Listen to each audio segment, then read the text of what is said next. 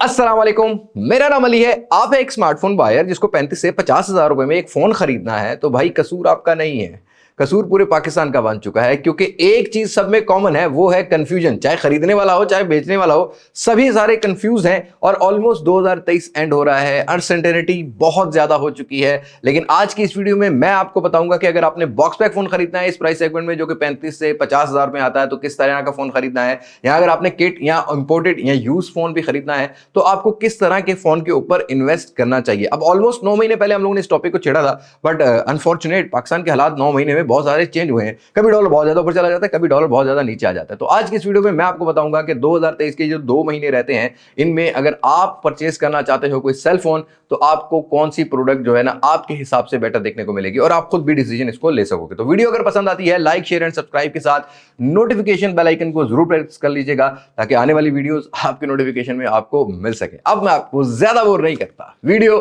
शुरू करते हैं।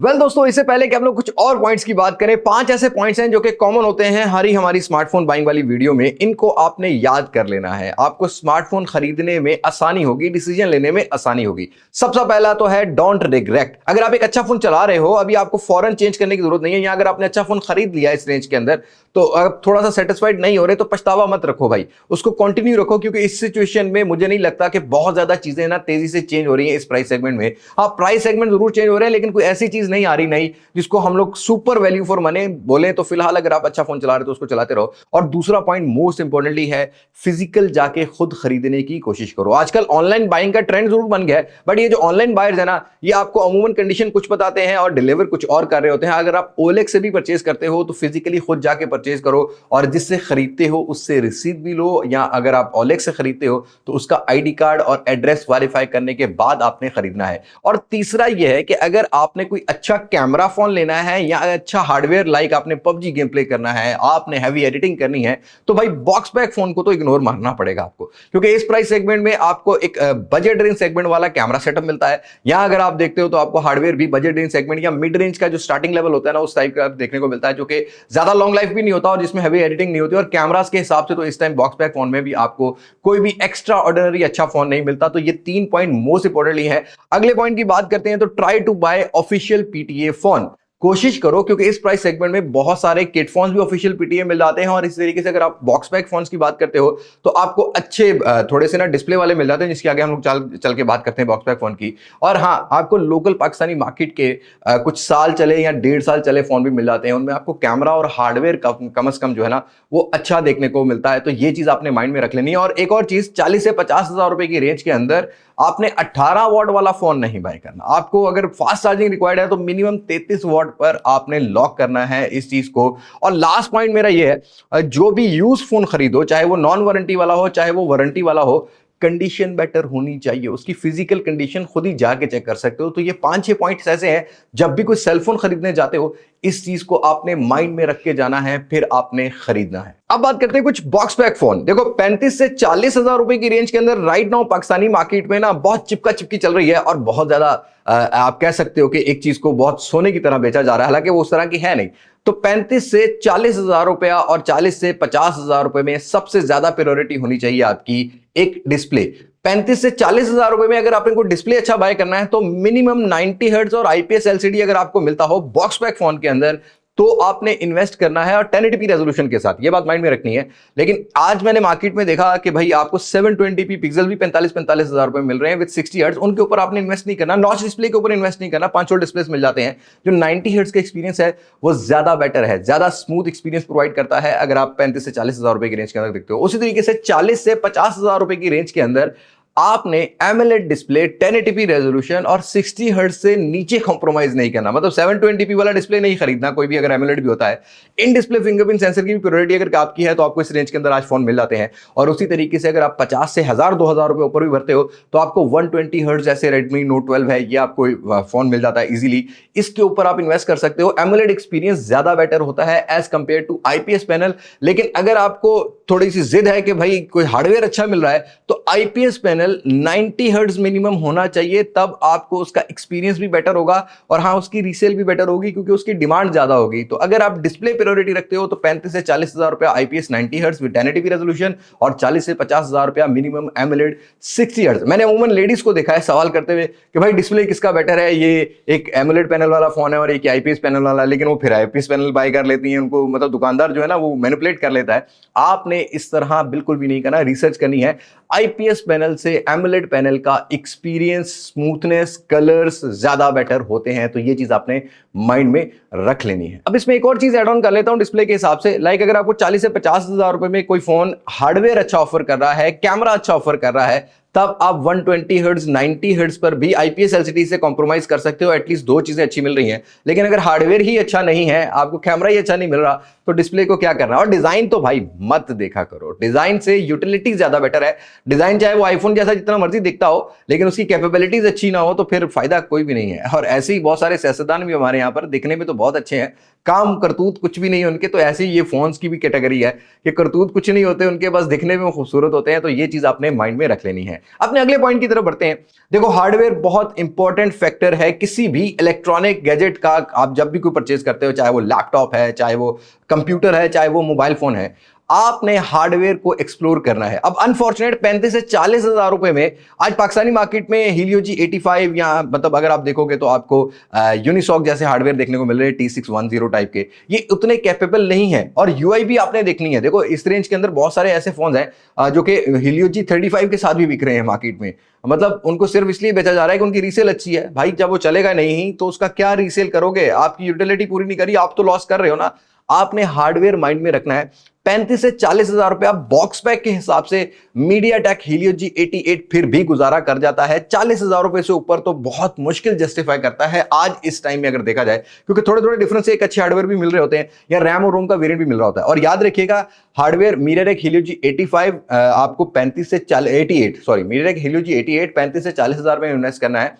8 GB रैम मिनिमम मिल जाती है 128 GB स्टोरेज के साथ, और स्टोरेज टाइप भी आपको UFS 2.1 टाइप की मिल जाती है इस प्राइस सेगमेंट में, जैसा कि Redmi 12 है, जैसा कि Infinix का Hot 30 है। तो ये चीज आपने माइंड में रखनी है। और 40 से 50 हजार रुपए की रेंज के अंदर बॉक्स पैक की अगर रियलिटी देखोगे तो ओनली मीडियाटेक हीलियो G99 एक ऐसा हार्डवेयर है जिसको थोड़ा सा कैपेबल आप समझ सकते हो फॉर अ कैजुअल गेमिंग या डे टू डे अच्छे यूजेज के लिए। मीडियाटेक हीलियो G99 से नीचे के जितने भी हार्डवेयर है, एटलीस्ट मीडियाटेक हीलियो G96 भी अच्छा है, लेकिन उससे नीचे के जितने भी हार्डवेयर हैं वो स्ट्रगल करेंगे, थोड़ा सा चलने के बाद आपको तंग करने वाले हैं। जैसे कैशे फुल हो जाएगी, मेमोरी का इशू आएगा।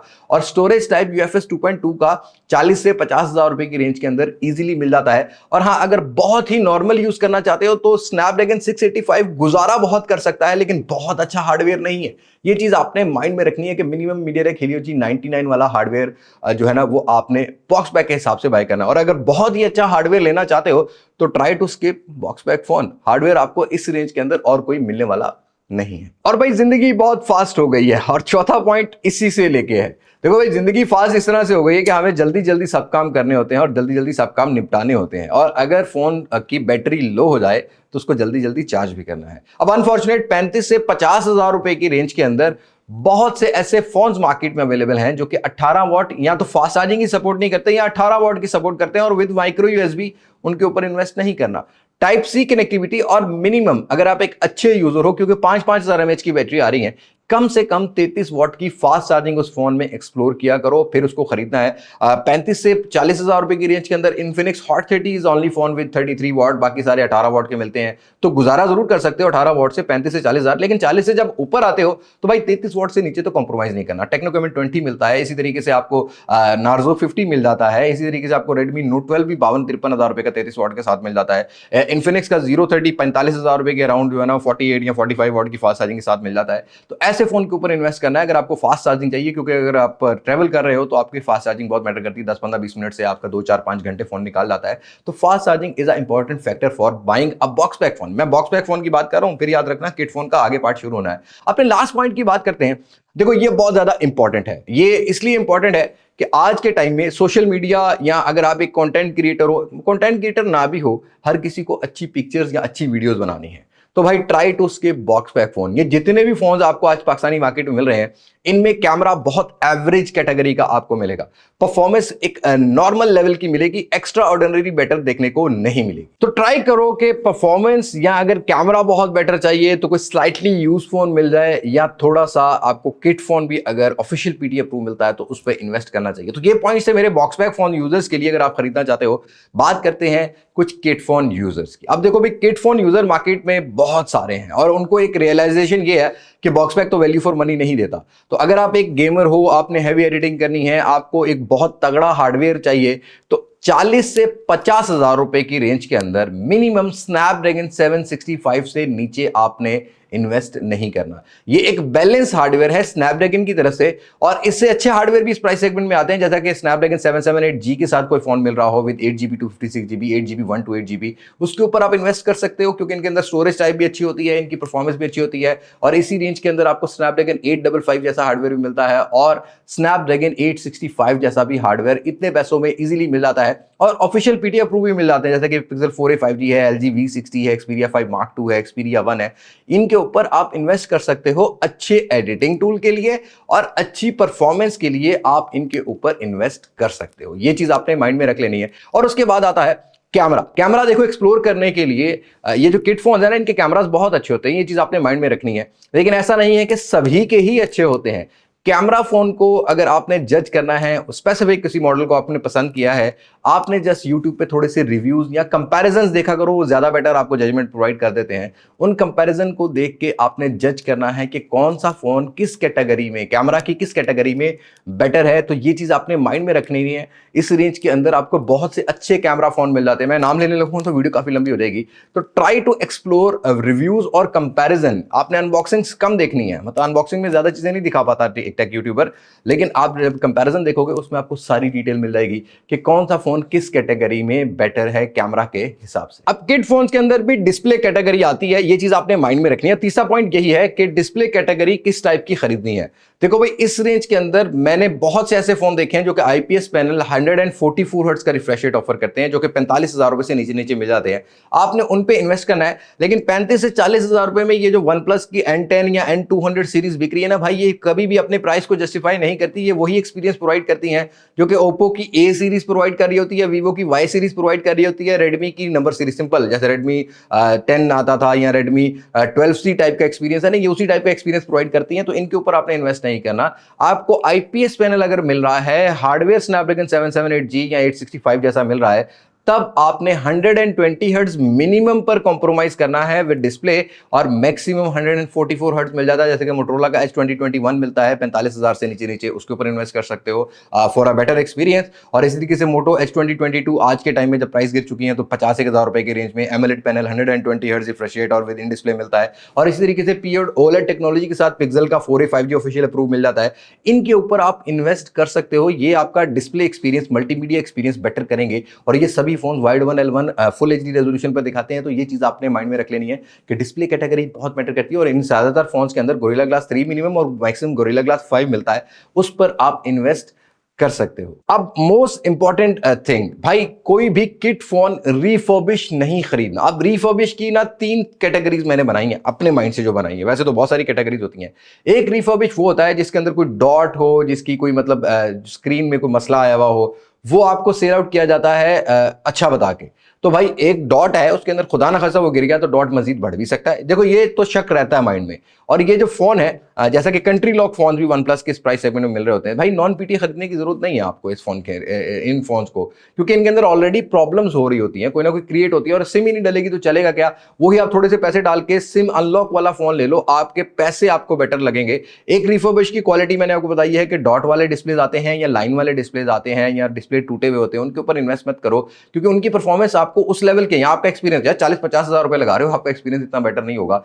उसके साथ साथ ही इस रेंज के अंदर रिफर्बिश क्वालिटी वो होती है जिनका केस चेंज हुआ होता है, बैक चेंज हुई होती है, या कैमरा मॉड्यूल का जो कैमरा फ्रेम है वो चेंज हुआ होता है, या बैटरी चेंज हुई होती है। बैटरी चेंज वाला फोन नहीं लेना। आपने उस शॉपकीपर या उस सेलर से पूछ लेना है पहले कि भाई इसकी बैटरी चेंज तो नहीं है। चेक टाइम ले लिया करो 3-4-5 दिन का, उसमें आपको भी क्लियर हो जाएगा कि ये फोन कितना कैपेबल है कितना नहीं। तो चेक टाइम लाजमी लिया करो, और बैटरी चेंज वाला फोन नहीं लेना। केस चेंज वाला रिफर्बिश चल जाता है। और एक रिफर्बिश वो होता है जिसका फ्रंट से जो डिस्प्ले है उसका ग्लास चेंज हुआ होता है। उसको जज कैसे करना है, जब भी कोई फोन खरीदते हो उसके फौरन से टेम्पर्ड ग्लास लगाओ और उसका टच देखोगे तो स्मूथ नहीं होगा। अगर उसका टच स्मूथ है तो वो ओरिजिनल ग्लास में है, अगर वो स्मूथ नहीं है तो वो नॉन ओरिजिनल ग्लास में है। तो ये 3 से 4 रिफर्बिश की क्वालिटी है। बैटरी चेंज वाला नहीं लेना और ग्लास चेंज वाला तो इम्पॉसिबल है, उस पर इन्वेस्ट नहीं करना। हाँ, रिफर्बिश में अगर सिर्फ बैक वगैरह चेंज है तो ये कॉमन सी चीज़ है। इस प्राइस सेगमेंट में बहुत सारे ऐसे फोन होते हैं जो कि इंपोर्टेड आ रहे होते हैं, जिनकी बैक्स वगैरह चेंज होती हैं, उससे कोई फर्क नहीं पड़ता, ओरिजिनल लगाई जाती हैं,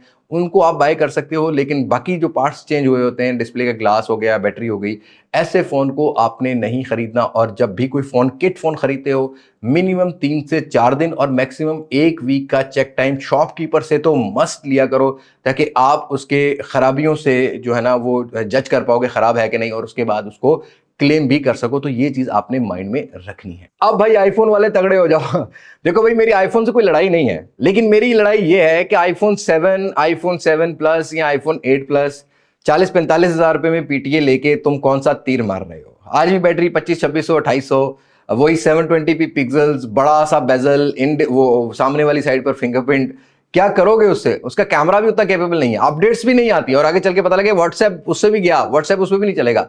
तो कोशिश करो, don't buy iPhone either non PTA और पीटीए। अगर नॉन पीटीए मिलता है तो आईफोन एक्स मिलता है, और ये बहुत ज्यादा रिफर्बिश फोन होते हैं। आईफोन्स के अंदर सबसे ज्यादा ब्लेंडर किया जाता है पाकिस्तानी मार्केट में, और आईफोन्स के ये जितने भी फोन हैं इनके अंदर एक कॉमन सा प्रॉब्लम है, उसको U2IC का प्रॉब्लम बोलते हैं, जो बैटरी बहुत जल्दी ड्रेन करता है। और जब भी कोई आईफोन खरीद रहे हो तो कम से कम 300 से 500 का जो ब्रस्ट होता है कैमरा का, वो मार के चेक किया करो। लेकिन मैं ये कहूंगा कि आईफोन तो खरीदो ही मत। इस रेंज के अंदर आपको अच्छे फोन मिल जाते हैं जो कि ऑफिशियल पीटीए कैमरा में कंपेयर करना है ना, आईफोन से बेहतर पिक्सल 4 एक्सएल ले लो, 4a 5G ले लो, 5 ले लो, 5a ले लो, वो आपको आईफोन से बेहतर कैमरा प्रोवाइड कर देंगे। कैमरे के लिए लेना ना, एटलीस्ट सिम्स चल जाएंगे उनके अंदर।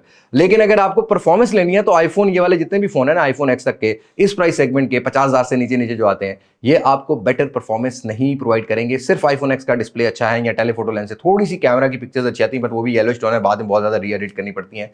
तो try to ignore iPhone, don't buy iPhone in that price segment. Either these are PTA और non PTA. Last not the least, ये बहुत इंपॉर्टेंट है। देखो भाई, कोई भी किट फोन खरीदते हो, उसको नॉन जेन्युइन चार्जर से चार्ज करते हो तो बैटरी फूल जाती है, सेल फट जाता है, और वो ब्लास्ट होने का डर भी होता है। काफी डेंजरस है आपके लिए। तो try to buy original charger with that kit phone. आपने जितने भी किट फोन्स लेने हैं, आपने कोशिश ये करनी है कि ओरिजिनल चार्जर लेना है। देखो भाई, इसमें कॉमन सी चीज है कि वो किट फोन अपना जो जितने भी आते हैं, इनके साथ चार्जर तो बाहर से नहीं आता ना, तो आपने चार्जिंग टेक्नोलॉजी को समझना है। जैसे अगर आप कोई वन प्लस का फोन ले रहे हो तो उसको आपको रियलमी से भी चार्ज कर सकते हो, ओप्पो से भी चार्ज कर सकते हो, ओप्पो की वूक चार्जिंग से भी कर सकते हो, रियलमी की डार्ट चार्जिंग से भी कर सकते हो, वन प्लस की वाप चार्जिंग से भी कर सकते हो। ये तीनों कंपनीज एक दूसरे की चार्जिंग पेटेंट्स को सपोर्ट करते हैं। और इसी तरीके से अगर आप Xiaomi का फोन ले रहे हो, वीवो का फोन ले रहे हो, या आप मोटरोला का फोन ले रहे हो, तो ये फ्लैश चार्जिंग, फास्ट चार्जिंग को सपोर्ट करते हैं। आप इनका चार्जर भी एक दूसरे को लगा सकते हो। और अगर आप पिक्सल का या सैमसंग का फोन ले रहे हो तो वो पीडी चार्जिंग सपोर्ट करता है, तो उसको आप सैमसंग का या पिक्सल का चार्जर भी लगा सकते हो, पावर डिलीवरी वाले चार्जर लगा सकते हो। वो फास्ट चार्जिंग सपोर्ट करेंगे, बशर्ते कि आपका चार्जर ओरिजिनल हो, तो फिर आपकी बैटरी का भी प्रॉब्लम नहीं आएगा और आपको बैटरी टाइमिंग का भी प्रॉब्लम नहीं आएगा, वो चार्जिंग स्टोरेज सही हो रहे। इस तरीके से अगर एलजी की बात करते हो तो इनको भी 25 वॉट के फोन जो है ना, 25 वॉट के चार्जर सपोर्ट करते हैं। लेकिन एलजी के V60 के अंदर ये कॉमन सा प्रॉब्लम है, इसका एक सप्लाई चार्जर आता है जो कि 25 से 30 वॉट का होता है। जब तक वो नहीं लगाओगे प्रॉपर चार्ज नहीं होगा। एलजी वेलवेट को Xiaomi का 33 वॉट का चार्जर लगता है। इस तरह के बहुत सारे एक्सपेरिमेंट्स मैंने किए हैं। तो आपने ओरिजिनल चार्जर ही खरीदना है। विदाउट ओरिजिनल चार्जर ये किट फोन्स आपका एक्सपीरियंस बहुत पैथेटिक कर देंगे। कभी बैटरी का इश्यू आ जाएगा और कभी आपका फोन ब्लास्ट होने का डर भी होगा। तो ये पॉइंट थे। मेरे ख्याल में 2023 ऑलमोस्ट एंड हो रहा है, तो मुझे लगता है कि ये 2 महीनों में आपको ये पॉइंट बहुत ज्यादा मुस्तफीद करने वाले हैं। ऑल्दो मेरी ये उम्मीद है कि जनवरी, फरवरी, मार्च में पाकिस्तानी मार्केट बॉक्स पैक के हिसाब से इस प्राइस सेगमेंट में जरूर चेंज होगी। और आज भी 50,000 रुपए के फोन के, मतलब 55,000 के फोन के 5,000 रेट कर चुके हैं। उनमें से 2-3 फोन ही है जो आपको वैल्यू फॉर मनी मिल रहे हैं, जैसा कि Camon 20 है, जैसा कि Redmi Note 12 है, Infinix Note 30 भी 45-40 हज़ार रुपए में not a bad device. Narzo 50 still आज भी 45,000 रुपए में, लेकिन सिर्फ उसको कैमरा के लिए कंसीडर कर सकते हो, 4 GB 64 GB आता है, तो ये चीज़ आपके लिए एक थोड़ी सी अनोइंग होगी, रैम रोम का वेरिएंट छोटा है। और इस तरीके से रेडमी 12 के ऊपर हल्ला बोला हुआ है भी मार्केट ने, ऑफलाइन मार्केट में ब्लैक मार्केट बिक रहा है। भाई वो 40-41,000 रुपए का फोन है, इससे ऊपर का फोन नहीं है, उसके ऊपर इससे ऊपर मत इन्वेस्ट करो। आप इन्वेस्ट करके अपना पैसा ज़ाया कर रहे हो, उससे बेहतर कैमन 20, इन्फिनिक्स नोट 30 है, रेडमी का नोट 12 है, वो उस प्राइस सेगमेंट में अगर 45,000 में कोई आपको रेडमी 12 ऑफर करता है ना, तो उससे तो बहुत बेटर फोन उस रेंज के अंदर अवेलेबल है।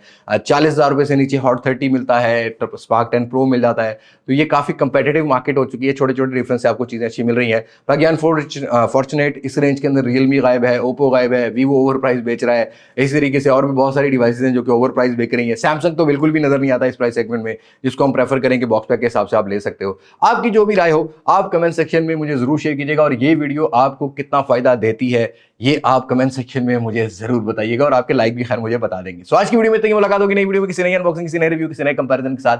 तब तक मुझे दे इजाजत, मैं हूं लिबास मासिक से, पाकिस्तान जिंदाबाद, अल्लाह हाफिज।